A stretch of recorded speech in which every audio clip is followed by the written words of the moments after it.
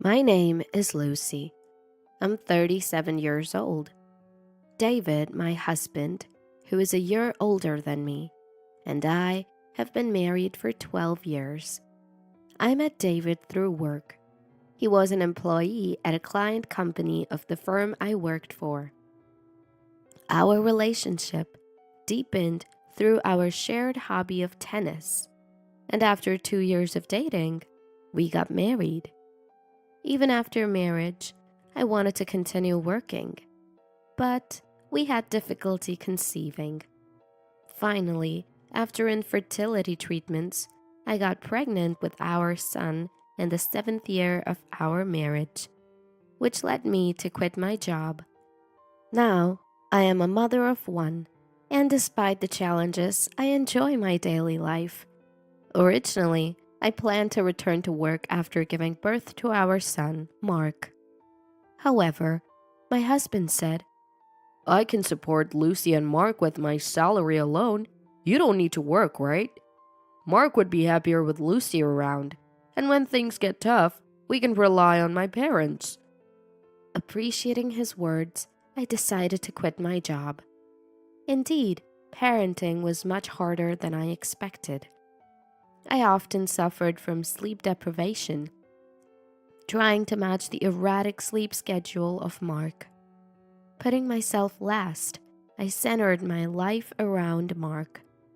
It was tough, but the joy of watching Mark grow up close outweighed everything.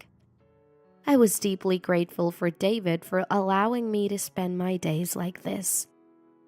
As time passed, and Mark started kindergarten last year, David's family helped us purchase a new apartment with a loan. We were about to give up on it because it was way over our budget, but their offer of support was a huge relief. David's family runs a large company. They are wealthy. Susan, my mother-in-law, didn't quite approve of our marriage. She doted on David, her only child and son, and openly said during family meetings, "I wish David had married someone more beautiful, from a better family, and more charming." She often questioned me about my alma mater, my father's job, and what I was doing, making it feel more like an interview than a family meeting. Luckily, her not liking me much meant that the topic of us living together never came up. After Mark was born, the harshness towards me lessened, and we, the three of us, lived happily without much interference from my in-laws. Or so I thought. I was blissfully unaware. I never doubted David's love for me, and with such an adorable son, I couldn't imagine David having an affair. Never in my wildest dreams did I think something like this, straight out of a manga or drama, would happen to me. I noticed something amiss over a trivial matter.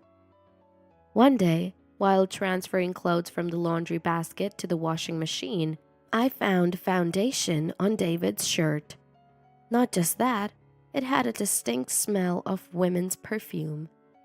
He had said he'd be late due to work the day before, so I thought maybe he had gone to a club for a business gathering. I always noticed the same perfume scent when he came home late. The distinctive scent of the perfume made it easy to recognize. Curious, I casually asked David, "Why does your shirt always smell like the same perfume?" "It's the favorite perfume of a female staff member my boss likes. She often sits next to me, so the scent probably transfers." I felt something was off, but didn't probe further. Then, one day, I stumbled upon decisive evidence. David came home late again, saying he had to work overtime, and immediately went to take a shower. I was taking his clothes to the laundry room when I saw his phone open with a new message visible. The message said, "I'm so glad we could spend time together again today. It was fun. Let's make sure Lucy doesn't find out. Love you. Remember to play with Mark so it doesn't raise suspicions." accompanied by numerous heart emojis. In that moment, my suspicions turned into certainty. David takes long showers, so once he's in, he doesn't come out immediately. My head was spinning, and my hands were shaking, but I managed to take a photo of the message exchange to keep as evidence. David was wrong to have an affair despite having a family, and the woman knew he was married with a child, yet carried on regardless. I couldn't comprehend people who engage in affairs. Anger and disgust towards them both surged within me. It was common knowledge that David's family was wealthy. He worked at a company owned by his father, Jim, and everyone expected him to be the next president. Was this woman in it for David's money? Whether it was serious or just a fling, I couldn't forgive David for having an affair while having me and Mark in his life. However, Mark is only 5, and I am a housewife. We have decades of mortgage payments left on the apartment we just bought. It was clear that I couldn't take immediate action upon learning of David's affair. Despite being deeply shocked, I didn't show my turmoil and prepared breakfast as usual the next morning, sending David off with Mark.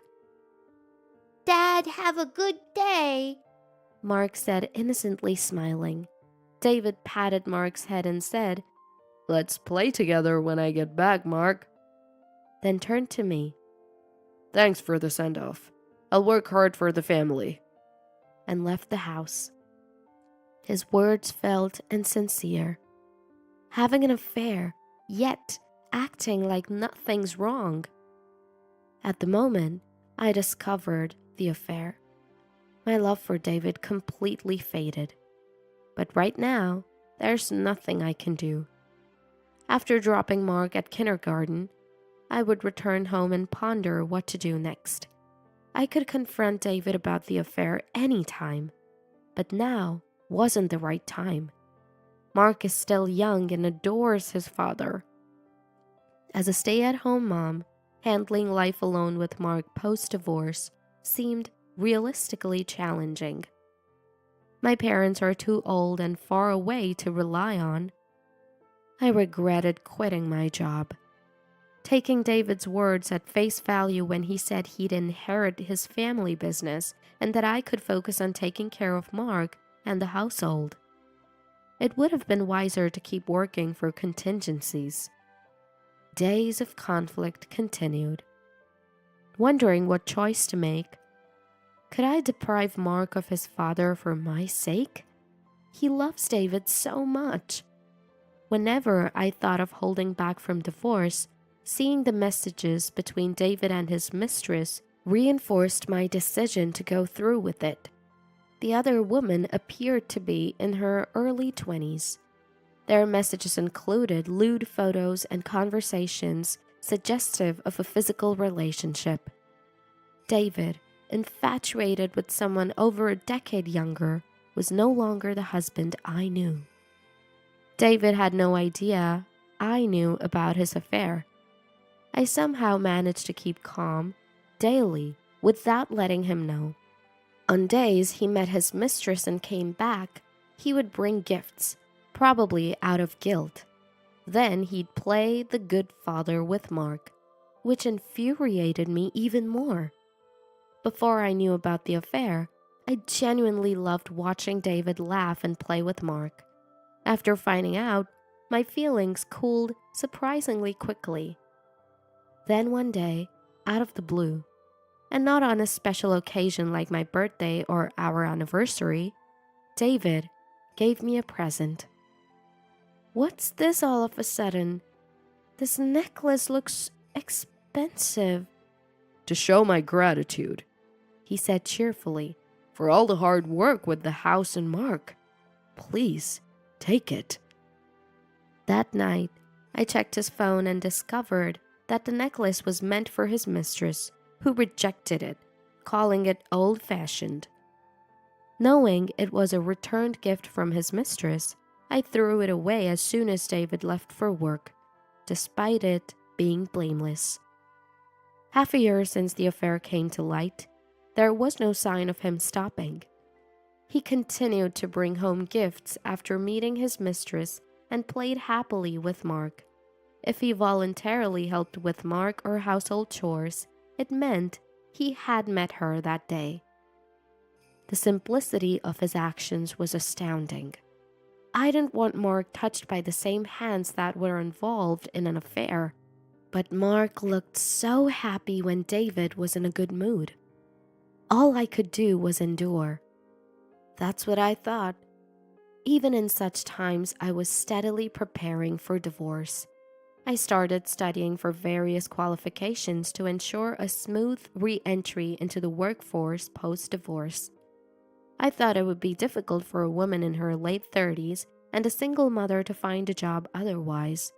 Ironically, having a divorce as a goal made my days busy and fulfilling. Then, one late night, my mobile phone rang suddenly. It was an unknown number. Startled by the ringtone, I initially ignored the call, but when it rang again from the same number, I reluctantly answered. "Hello? Who is this?" I asked. "Sorry to call so late at night. This is the New York City Police. Is this Lucy's number?" A male voice inquired. Shocked by the mention of the police, I was instantly alert. "Yes, this is Lucy. What can I do for the police?" I asked apprehensively. "Is David your husband?" "Yes." "David has been in a car accident and is currently undergoing emergency surgery at the hospital. Can you come to the hospital immediately?" he said. David had been in a serious car accident. "Understood. I'll be there right away," I replied, trying to keep calm as I woke up Mark and headed to the hospital the officer had mentioned. In the hospital room, David, having just undergone surgery, lay bandaged in various places. Beside him, presumably his mistress, a woman sat crying, her arm bandaged. Lost for words in this chaotic scene, the doctor who performed the surgery entered the room. "David is not in life-threatening condition, but he has multiple complex fractures, so it will take a considerable time to return to normal life," he explained. After the doctor left, the young woman approached me. Hi, I'm Karen, David's junior at work." She introduced herself in a sweet tone. I didn't respond to the woman, just nodded slightly. David was conscious and kept awkwardly making excuses. "I was just having dinner with Karen after work, but we got into a bit of a fight on the way back.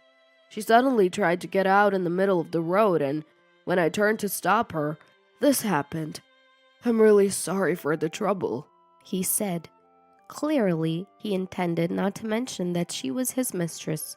Just as I was about to retort, the door to the hospital room burst open and my in-laws rushed in, looking frantic. Jim, already informed by someone from the company, walked up to my husband and slapped him hard on the cheek. "Idiot!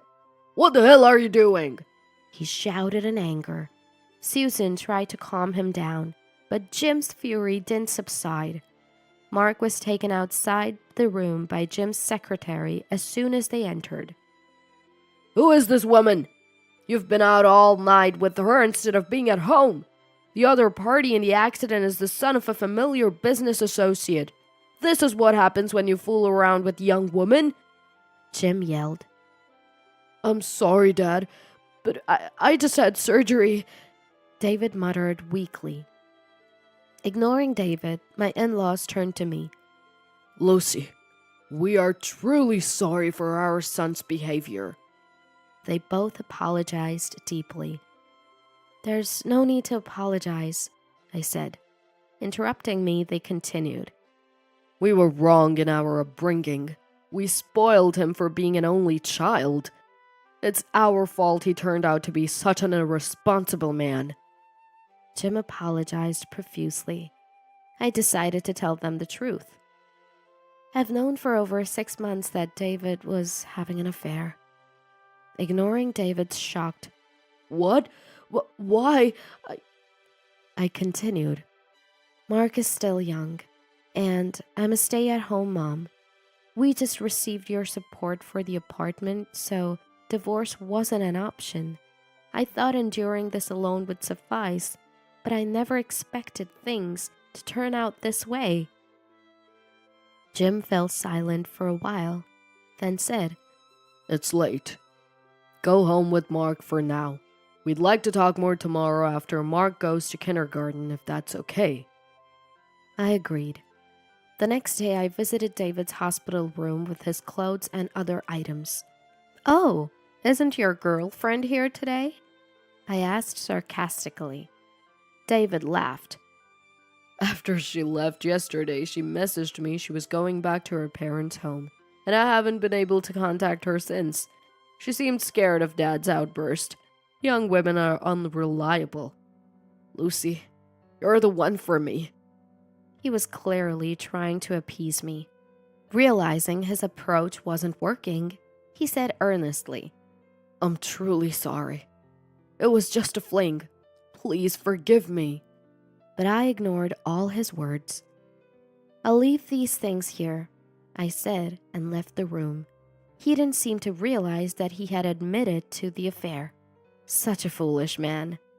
Later, when it was time for my meeting with my in-laws, they arrived at our house and again apologized.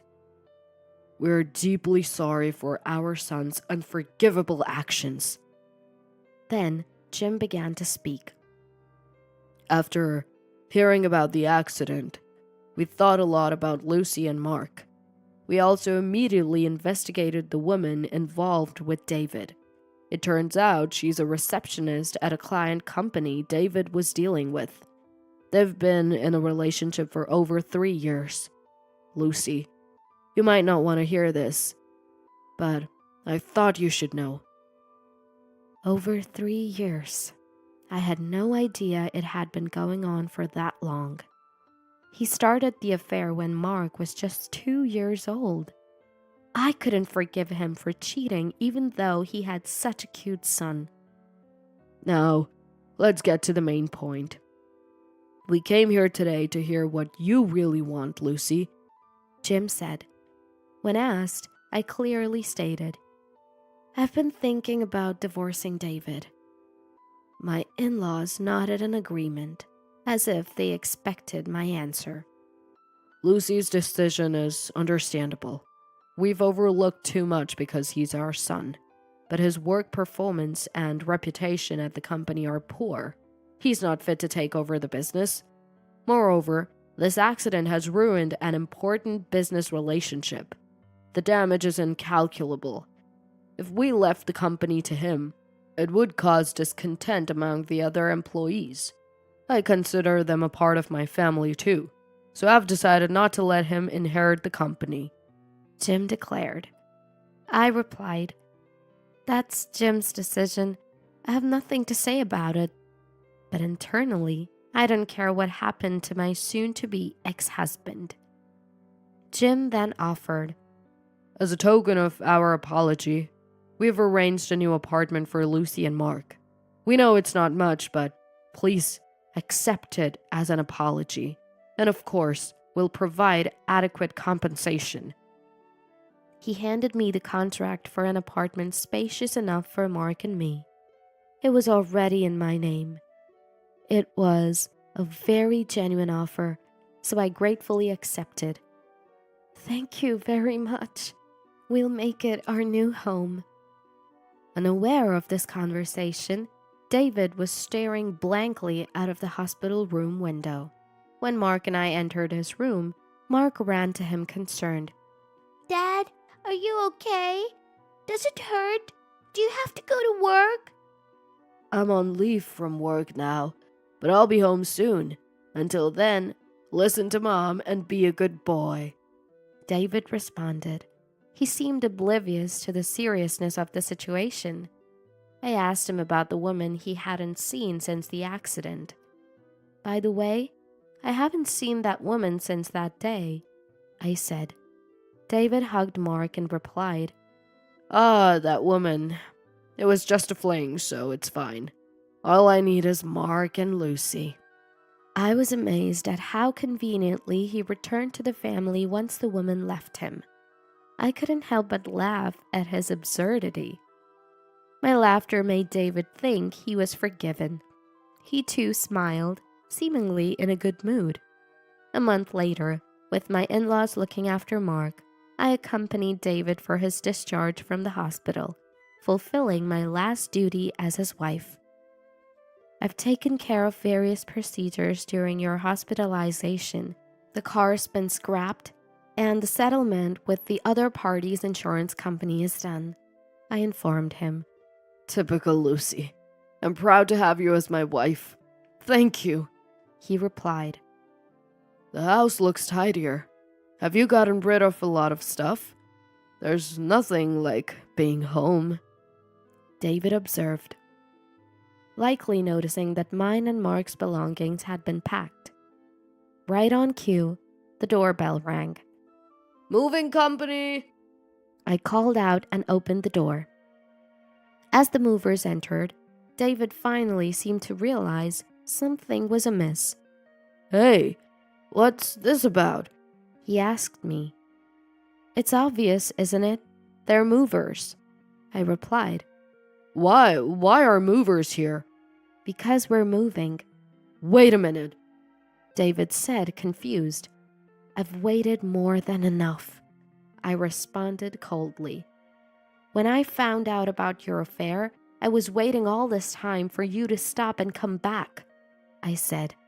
I thought you had forgiven me, David said, bewildered, as I directed the movers. Leave all the men's items here. I turned back to him. Forgive you? That's out of the question. The thought of a man who cheats while having a family disgusts me. Once you knew she left you, you conveniently said, "You're the only one for me. I'm getting a divorce. Everything else has been left to my lawyer," I stated clearly. I left the house with the movers. Ignoring David's shouts behind me, I picked up Mark from my in-laws and headed to our new home. I later heard that David had become a laughingstock at his father's company, losing any chance of taking over. The divorce was finalized smoothly, and I received a substantial settlement. David paid a hefty price for his affair and accident, losing not just his wife, but the respect of his parents. But I don't care about such a man anymore. As for me, I've recently secured a new job. The qualifications I studied for came in handy. I'm glad I acted with careful planning. Now, I look forward to living a happy life with Mark.